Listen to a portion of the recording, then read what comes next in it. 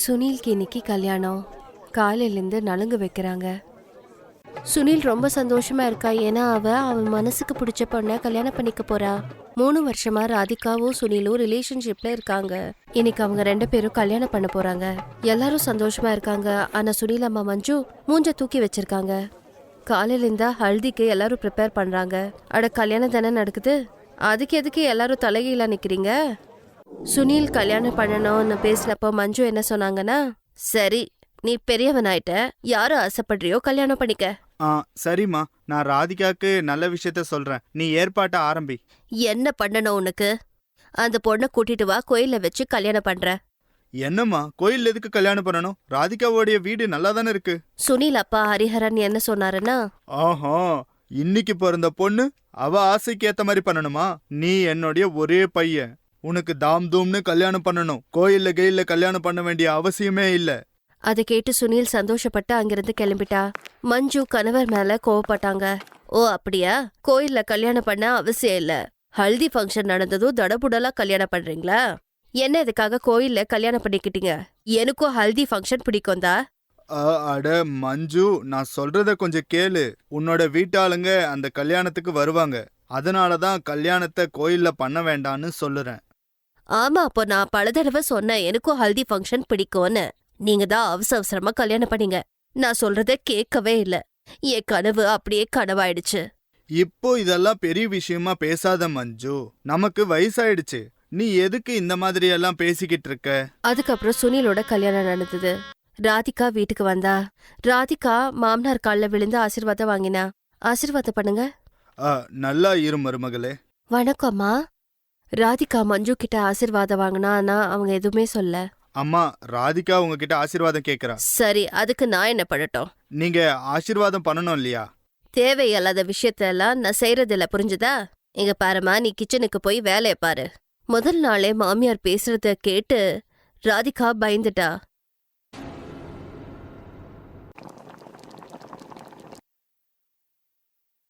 இந்தாங்க சாப்பிடுங்க. சுனிலும் ஹரிஹரனும் ஹல்வாவை ரொம்ப பாராட்டினாங்க. ஆஹா, மருமகளே, அல்வா ரொம்ப சூப்பரா செஞ்சிருக்க. ஆமா ராதிகா, உன்னோட கையில மேஜிக் இருக்கு. மஞ்சு எதுவுமே சொல்லல. அத பார்த்து ராதிகா அவங்கள கேட்டாங்க, என்னாச்சுமா, நீங்க எதுவுமே சொல்லல? உங்களுக்கு ஹல்வா பிடிக்கலையா? இல்ல, அப்படி ஒன்னு ஸ்பெஷலா இல்ல. நான் நல்லா ஹல்வா பண்ணுவேன். இந்த ஹல்வா ரொம்ப ஸ்வீட்டா இருக்கு அப்படின்னு சொல்லி மஞ்சு பாதி சாப்பாட்லயே எந்திரிச்சாங்க. அட மஞ்சு, எங்க போற? நரகத்துக்கு வரீங்களா? மஞ்சு போயிட்டாங்க. ராதிகாக்கு மனசுக்கு கஷ்டமா இருந்தது. அன்னைக்கு மஞ்சு ராதிகா கிட்ட மோசமா நடந்துக்கிட்டாங்க. ராத்திரி அவ புருஷன் கிட்ட போய் அவ சொல்லி அழுதா. அம்மா ஏன் ஏதாவது இப்படி சொல்லிக்கிட்டே இருக்காங்க? சின்ன சின்ன விஷயத்துக்கு திட்டுறாங்க, குறை சொல்றாங்க. அம்மா ஏன் இப்படி பண்றாங்கன்னு ஒன்னும் புரியல. ஆனா கல்யாணத்துக்கு முன்னாடி அம்மா இப்படி செய்யவே மாட்டாங்க. ராதிகாக்கு ஏன்னு புரியவே இல்ல. தினமும் அவங்க மாமியார் திட்டிக்கிட்டே இருந்தாங்க. சும்மா சும்மா ஹல்திய பத்தியே சொல்லிட்டு இருந்தாங்க. ஹல்தி ஃபங்க்ஷன் நல்லா நடத்துக்க தெரியுது, ஆனா சாப்பாட்டுல மஞ்சள் எவ்வளவு போட்டுக்கணும்னு தெரியாது. அது நடந்த 2 நாளைக்கு அப்புறம் ராதிகா எந்திரிக்க லேட் ஆயிடுச்சு. மஞ்சு என்ன யோசிச்சாங்கன்னா, நான் கல்யாணம் பண்ணிட்டு வந்தப்ப நான் காலையில 4 மணிக்கு எந்திரிப்பேன்.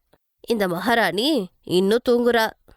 காலையில 7 மணிக்கு ராதிகா எழுந்தப்ப மஞ்சு திட்ட ஆரம்பிச்சாங்க. அட வாங்க வாங்க மகாராணி, ஒரு வழியா எந்திரிச்சிட்டீங்களா? உங்களுக்கு என்ன கொண்டு வரட்டும், டீயா காஃபியா? ஆமா, ஏன் இப்படி பேசுறீங்க? எனக்கு உடம்பு சரியில்ல, அதான் தூங்கிட்டேன். ஆமா, நீ இந்த வீட்டோட மகாராணி இல்லையா? நான் இந்த வீட்டுக்கு வந்தப்போ புயல் அடிச்சாலும் சரி, மழை அடிச்சாலும் சரி, நான் 4 மணிக்கு எந்திரிப்பேன். 7 மணி வரைக்கும் நீ தூங்கிக்கிட்டு இருக்க. ஹல்தி ஃபங்க்ஷன் நல்லா செஞ்சிக்க தெரியுது, ஆனா மாமியார் வீட்ல என்ன செய்யணும்னு தெரியாது. தினமும் நடக்கிற இந்த மாமியார் மருமக டிராமா பார்த்து எல்லாருக்கும் கவலையா இருந்தது. ராதிகாக்கு ஒரு விஷயம் புரியல. மாமியாரு ஏன் அப்பப்போ ஹல்தி பத்தியே பேசுறாங்க? அவங்களுக்கு என்னதான் வேணும்? ராதிகா யோசிக்கும் போது அங்க ஹரிஹரன் வந்தாரு. மருமகளே, மஞ்சுவால நீ வருத்தப்படுறன்னு எனக்கு தெரியுது. ஆனா என்ன நம்புமா, மஞ்சு அப்படிப்பட்டவ இல்ல. அவ ரொம்ப நல்லவ. அவளுக்கு உன்னை பத்தி இன்னும் புரியலன்னு நினைக்கிறேன். அவ உன்னை புரிஞ்சுக்கிட்டா எல்லாமே சரியாயிடும். அப்படி என்ன ஆசை? நீ அவளுக்கு பிடிச்சத செய்யணும். ஆனா அது... ஹரிஹரன் ராதிகாக்கு எல்லா விஷயத்தோட இதையும் சொன்னாரு. நீ இந்த மாதிரி அவளுக்கு பிடிச்ச விஷயத்த செஞ்சாலே போதும், அதுக்கப்புறம் அவ உன்னை நல்லா பாத்துப்பா. ராதிகா இந்த காலத்தோட மாடர்ன் ஸ்பாட்டான பொண்ணு. அவளுக்கு டக்குன்னு ஒரு ஐடியா வந்துச்சு. மறுநாள் காலையில மஞ்சு தூங்கி எந்திருக்கும் போது மருமக ராதிகா அங்க இருந்தா. அதுவும் ஃபுல்லா ரெடியா இருந்தா. என்ன விஷயம், ஏன் ரெடியா இருக்க? உங்களோட ஹல்திக்குமா நாங்க எல்லாரும் ஒன்னு சேர்ந்து உங்களுக்கு ஹல்தி ஃபங்க்ஷன் வச்சிருக்கோம். எந்த ஆசையும் அரைக்குறையா விடக்கூடாது. வாங்க போலாம். ராதிகா மஞ்சுவை வீட்டு விட்டு வெளியே கொண்டு போனா. அன்னிக்கே மஞ்சுவோட ஹல்தி ஃபங்க்ஷன் நடந்தது. மஞ்சுவோட கனவு நிறைவேறிடுச்சு. மருமகளை அணைச்சுக்கிட்டாங்க. பாருமா, நீ எனக்காக இவ்ளோ செஞ்சிருக்க. நீ என் மருமக இல்ல, என் மக. இந்த கதை சுபத்ரா உடையது. சுபத்ரா கிராமத்துல இருக்காங்க. அவங்க புள்ள அகில் சிட்டியில இருந்தான். அவன் அங்க ஒரு மல்டிநேஷனல் கம்பெனில வேலை பார்த்துக்கிட்டு இருந்தான். சுபத்ராவோட புள்ள அகில் திடீர்னு அவங்க அம்மாவை பார்க்க கிராமத்துக்கு வந்திருந்தான். அவனை பார்த்ததுமே அவங்க ரொம்ப சந்தோஷப்பட்டாங்க. எப்பவும் போல கம்ப்ளைண்ட் பண்ணவும் ஆரம்பிச்சாங்க, எல்லா அம்மாவும் பண்ற மாதிரி.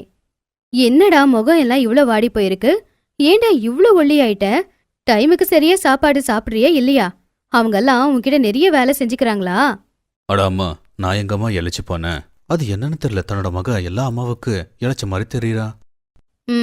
உன்கிட்ட சொல்றது சும்மா. இங்க பாரு, மோன் கழுவிட்டு வாப்போ, நான் உனக்கு ஆலு பரோட்டாவை செஞ்சு கொடுக்குறேன் போ. சுபத்ரா சமைக்கிறதுக்காக கிச்சனுக்குள்ள போகும்போது அகில் அவங்களுடைய கையை பிடிச்சு சோஃபால உட்கார வச்சுட்டு அதுக்கப்புறம் சொன்னா, அதெல்லாம் விடுமா, நான் உங்ககிட்ட இம்பார்ட்டண்டா ஒரு விஷயத்த பேசணும். அதை கேட்டதுமே சுபத்ராவுக்கு ரொம்ப சந்தோஷமாயிடுச்சு. அவங்க சந்தோஷமா அவன்கிட்ட கேட்டாங்க, என்ன விஷயம்ப்பா? கல்யாணத்தை பத்தியா? நீ ரெடியா இருக்கியா? இரு, உனக்கு நான் உனக்கு காட்டுறேன். அப்போ சுபத்ரா சோஃபா பக்கத்துல இருந்த டேபிள்ல இருந்து ஒரு கவரை எடுத்தாங்க. அதுல சில பொண்ணுங்களோட போட்டோ இருந்தது. அதை அவன்கிட்ட அவங்க காட்டினாங்க. சொல்லு, யாரு உனக்கு பிடிச்சிருக்கு? அகில் விருப்பம் இல்லாம அந்த போட்டோஸ பார்த்துட்டு அம்மா கிட்ட சொன்னா, அம்மா, அதுல யாருமே எனக்கு பிடிக்கல. என்ன சொல்ற நீ? எல்லாரும் எவ்வளவு அழகா இருக்காங்க, படிச்சிருக்காங்க வேற.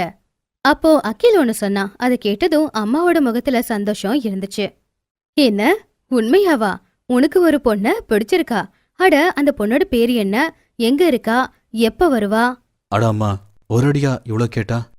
அப்படி சொல்லி அகில் அவனுடைய மொபைலை எடுத்து அதுல இருக்கிற ஆகாஷாவோட போட்டோவை எடுத்து காட்டினா. அதை பார்த்த சுபத்ரா சந்தோஷப்பட்டாங்க. அடடா, என் மருமக எவ்வளவு நல்லா இருக்கா, நான் ரொம்ப சந்தோஷமா இருக்கேன்ப்பா, ரொம்ப சந்தோஷமா இருக்கேன். அகில் ஆகாங்ஷாவோட கல்யாணமும் முடிஞ்சது. தடவை அவ வீட்டுக்கு வரும்போது சுபத்ரா அவங்க 2 பேரையுமே ஆரத்தி எடுத்து வரவேற்றாங்க. ஆனா ஆகாங்ஷாவுக்கு இதெல்லாம் பிடிக்கல. அவ சிட்டில வாழ்ற ஒரு மாடர்ன் பொண்ணா இருந்தா. அவ சுபத்ரா கிட்ட சொன்னா, என்ன அத்தை இது, இந்த காலத்துல யார் இப்படி பண்றா? ஏன் யாரு பண்ணல, எல்லாரும் பண்றாங்க. நீ இந்த வீட்டோட மகாலட்சுமி, மகாலட்சுமிய வீட்டுக்கு இப்படிதானம்மா வரவேற்றாகணும். ஆகாங்ஷா சுபத்ரா பேசினதை கேட்டு எந்த பதிலும் பேச முடியாம நின்னா. அப்போ அகில் சொன்னா, நான் வேலை விஷயமா வேற ஊருக்கு போக வேண்டியிருக்கு, அதனால சில நாட்கள் வரைக்கும் மட்டும் நீ அம்மா கூட தங்கிக்கோ அப்படின்னு. ஆகாங்ஷா இது வரைக்கும் கிராமத்தை பார்த்ததில்ல. அதனால அகில் சொன்னதை அவளும் சரின்னு சொல்லிட்டா. சரிப்பா, ஆனா சீக்கிரமா வந்துருங்க, இல்லனா எனக்கு இங்க தனியா போர் அடிக்கும்ல. அகில் அங்கிருந்து ஊருக்கு போயிட்டான். ஒரு நாள் என்ன நடந்துச்சுன்னா, காலையில நேரத்துல ஆகாங்ஷா இன்னும் படுக்கையில படுத்துக்கிட்டே இருந்தா. சுபத்ரா மணி அடிச்சு சாமிக்கு பூஜை பண்ணாங்க. மணி சத்தத்தால ஆகாங்ஷாவோட அந்த தூக்கம் கெட்டு போச்சு. அவ வெளியில வந்தா கோவமா சுபத்ராவை பார்த்து, அத்தை, காலையிலேயே ஏன் இவ்வளவு சத்தம் போடுறீங்க? அப்படி சொல்லக்கூடாதும்மா, காலையில 7 மணியாச்சுல, நாம சாமி கும்பிடணும்ல. 7 மணினா நான் என்ன பண்ணணும்? உங்களை மாதிரி கிராமத்து ஜனங்க மாதிரி நான் இவ்வளவு சீக்கிரம் எந்திரிக்க மாட்டேன். எல்லாத்தையும் நிறுத்துங்க, நான் போய் தூங்கணும். சுபத்ராவுக்கு மருமக பேசுனதை கேட்டு ரொம்பவும் வருத்தப்பட்டுச்சு. ஆனா அவங்களே தான் திட்டிக்கிட்டாங்க. தப்பு என்னுடையதுதான். அவ சிட்டியில வளர்ந்த பொண்ணு, லேட்டா தான் தூங்குவா, லேட்டா தான் எழுந்திருப்பா. அது என்னுடைய கவனத்துக்கு சுத்தமா வரவே இல்லையே. ஆகாங்ஷா அதிக நேரம் தூங்கிக்கிட்டு இருந்தா, இல்லனா அவளுடைய ஃப்ரெண்ட்ஸ் கூட போன்ல பேசிக்கிட்டு இருந்தா. சுபத்ராவுக்கு எதுலயுமே அவ உதவி செய்யல. ஆகாங்ஷா போன்ல பேசிக்கிட்டு இருக்கும்போது சுபத்ரா அவங்க வீட்டு மாட்டுக்கு சாப்பாடு கொடுத்தாங்க. அப்போ அந்த மாடு திடீர்னு கத்த ஆரம்பிச்சுது. அட சரி சரி, எதுக்காக இப்ப கத்துற? அதான் உனக்கு சாப்பாடு எடுத்துட்டு வந்துட்டல. சரி, வர கொஞ்சம் லேட் ஆயிடுச்சு. சரி சரி, தப்புதான். ஆனா என்ன பண்றது, எனக்கு இன்னைக்கு முட்டியெல்லாம் ரொம்ப வலி, எனக்கும் வயசாகுதுல்ல. ஆகாங்ஷா போன் பேசிக்கிட்டு இருக்கும்போது அந்த மாடு கத்துற சத்தத்தை கேட்டு அந்த பக்கம் இருந்தவங்க கேட்டாங்க, அட என்ன ஆகாங்ஷா, நீ டெல்லியில தான் இருக்கிறியா? அந்த சத்தம் என்னது? அட என்ன சொல்றது, இது கிராமம் தானே, அப்போ மாடு எருமை கத்துற சத்தம் தானே நமக்கு கேட்கும். சரி, நான் உன்கிட்ட அப்புறமா பேசுறேன். ஆகாங்ஷா போனை கட் பண்ணிட்டு நேரா சுபத்ரா கிட்ட போனா. என்ன அத்தை நீங்க, உங்களுக்கெல்லாம் கொஞ்சம் கூட அறிவே இருக்காதா? நான் போன்ல பேசிக்கிட்டு இருக்கேன் என் ஃப்ரெண்டு கூட, ஆனா இந்த மாடு இப்படி கத்துது. அவங்க எல்லாரும் என்ன எப்படி கிண்டல் பண்றாங்க தெரியுமா? எனக்கு தொந்தரவு கொடுக்கணும்ன்றது உங்களுக்கு பிடிச்சிருக்குல்ல? அட ஏமா இப்படியெல்லாம் பேசுற? உனக்கு நான் ஏமா தொந்தரவு கொடுக்க போறேன்? நாம பேசுறது இந்த மாடுங்களுக்கு எப்படி புரியும்? அவனுக்கு பசி எடுத்துச்சு, பாவம் வாயிருக்கிற ஜீவனா அவன் பசிக்குது அப்படின்னு கேக்குறதுக்கு. அது விலங்கு தானே. ஆனா நீங்க விலங்கு இல்லல்ல. நல்லா கேளுங்க, நான் போன்ல பேசிக்கிட்டு இருக்கும்போது ஒண்ணு இந்த மாடு இங்க இருக்கக்கூடாது, இல்லனா நான் இந்த வீட்டை விட்டு வெளியில போயிடுவேன். அட என் வாழ்க்கையை இப்படி நரகமாக்கிட்டீங்களே. சுபத்ரா அந்த கேள்விக்கு எதுவும் பதில் சொல்லல. ஒரு நாள் சாணியால தரையை தேய்ச்சிக்கிட்டு இருக்கும் போது ஆகாங்ஷா மூக்க முடிக்கிட்டு நாத்து அடிக்குது அப்படின்னு வெளியில வந்தா. அப்போ அங்க நடக்கிறத பார்த்து அவ, அட அத்தை என்ன இது, வீடு முழுக்க இந்த நாத்தம் தான் அடிச்சுக்கிட்டு இருக்கு. மருமகளே இது சாணமா? இந்த சாணியை இப்படி தேய்ச்சி வச்சோம்னா வீட்டுக்குள்ள பூச்சி பொட்டு எதுவுமே வராதுமா. அட ஏன் இப்படியெல்லாம் பண்றீங்க? எனக்கு இந்த மாதிரி சாணம் இதெல்லாம் பிடிக்காது. நான் இருக்கிற வரைக்குமாவது இந்த மாதிரி பண்ணாதீங்க. உங்களை மாதிரி ஆட்களுக்கு நடுவில் என்னை விட்டுட்டு போனா பாருங்க அகில். இன்னும் 2 மாசம் வரை ட்ரைனிங்கை அதிகமாக்கிட்டாங்களாம். இன்னும் 2 மாசம் இந்த கிராமத்துல தான் நான் இருக்கணுமா? சுபத்ரா ஆகாங்ஷா சொல்றதை எதையுமே தப்பா எடுக்கல. ஏன்னா அவன் மேல அவங்க நிறைய பாசம் வச்சிருந்தாங்க. ஒரு நாள் என்ன நடந்துச்சுன்னா, சுப்ரியா ஆகாங்ஷா கிட்ட சொன்னாங்க, மருமவளே, இன்னைக்கு சில பேர் உன்னை பார்க்க வராங்க. ஏன்னா அவங்க எல்லாரும் யாரும் கல்யாணத்துக்கு வந்திருக்கல. என்ன பார்க்கவா? நான் என்ன எக்ஸிபிஷன்ல வச்சிருக்கிற பொருளா என்ன பார்க்க வர்றதுக்கு? எல்லாத்தையும் சொல்லிடுங்க, என்ன பார்க்க யாருமே வரக்கூடாது. இப்படி ஆகாங்ஷா சுப்ரியாவை எவ்வளவு அவமானப்படுத்தினாலும் சுப்ரியா அமைதியா தான் இருந்தாங்க. அவங்க மருமகளை எப்பவுமே எதுவுமே சொன்னதில்ல. ஏன்னா அவங்க ஒரு விஷயத்தை தான் யோசிச்சுக்கிட்டு இருந்தாங்க, ஆகாங்ஷா சிட்டியில பிறந்து வளர்ந்த பொண்ணு, அவளுக்கு எதுவும் தெரியாதுன்னு. இப்படி இருக்கும்போது ஒரு நாள் சுப்ரியாவுக்கு ரொம்பவே உடம்பு முடியாம போச்சு. அவங்களால எழுந்திருக்க கூட முடியவே இல்லை. ஆனா ஆகாங்ஷாவும் அவங்கள பத்தி பெருசா எதுவுமே கண்டுக்கவும் இல்ல.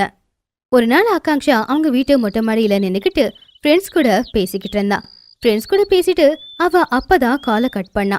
ஆனா திடீர்னு அவளுடைய காலு எப்படி வழுக்குச்சுன்னு தெரியல, அவன் மாடியில இருந்து கீழே விழுந்துட்டான். அந்த சத்தத்தை கேட்டு சுப்ரியா வேக வேகமா வெளியில வந்தாங்க. அவங்க பார்த்தப்போ ஆகாங்ஷா கீழே விழுந்து ரொம்பவும் தவிச்சுக்கிட்டு இருந்தா. அம்மா, மருமவளே, அட என்னம்மா நடந்துச்சு? சுப்ரியா ரொம்பவே பதட்டமாயிட்டாங்க. ஏன்னா ஆகாங்ஷாவுக்கு ரொம்பவே அடிபட்டு இருந்துச்சு. ஹாஸ்பிட்டல் இங்கிருந்து 4 கிலோமீட்டர் தூரம் இருந்துச்சு. அப்பதான் மாட்டு வண்டியோட ஞாபகம் அவங்களுக்கு வந்துச்சு. சுப்ரியா 2 மாட்டையும் அவங்களுடைய மாட்டு வண்டியில கட்டினாங்க. ஆகாங்ஷாவை தூக்கி வண்டியில போட்டாங்க. அதுக்கப்புறம் அவங்களே மாட்டு வண்டியை ஓட்டிக்கிட்டு ஹாஸ்பிட்டலுக்கு கூட்டிட்டு போனாங்க. போ சீக்கிரமா போ, என் மருமகளை சீக்கிரமா ஹாஸ்பிட்டலுக்கு கூட்டிட்டு போகணும். அப்படி அவங்க வேக வேகமா ஹாஸ்பிட்டலுக்கு போனாங்க. கொஞ்ச நேரத்துல எல்லாரும் ஹாஸ்பிட்டலுக்கு வந்து சேர்ந்ததும் ஆகாங்ஷாவோட நிலைமையை பார்த்து டாக்டர் அவளை முதல்ல அட்மிட் பண்ணிட்டாரு. கொஞ்ச நேரத்துக்கு அப்புறமா டாக்டர் அவளுக்கு ட்ரீட்மெண்ட் எல்லாத்தையும் முடிச்சுட்டு ஆபரேஷன் தியேட்டரை விட்டு வெளியில வந்தாரு.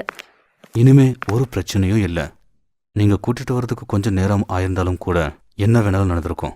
ஆகாங்ஷா ஹாஸ்பிட்டல்ல இருக்கிற 3 நாள் சுப்ரியா பகல்லையும் தூங்கல, நைட்லயும் தூங்கல. அவளுக்கு கண்டிப்பா ஏதாவது தேவைப்படும் அப்படின்னு அவ பக்கத்திலேயே தான் உட்காந்துக்கிட்டு இருந்தாங்க. ஆகாங்ஷா கண்முழிச்சு பார்த்தப்போ அவளுக்கு சுப்ரியா அவளை எப்படி ஹாஸ்பிட்டலுக்கு கூட்டிட்டு வந்தா அப்படிங்கிறது தெரிஞ்சுது. அவ பழைய விஷயங்களை எல்லாத்தையுமே யோசிச்சு பார்த்தா. அவ ரொம்பவும் கவலைப்பட்டா. அத்த, என்ன மன்னிச்சிடுங்க, நான் உங்களை ரொம்ப அவமானப்படுத்திருக்கேன்.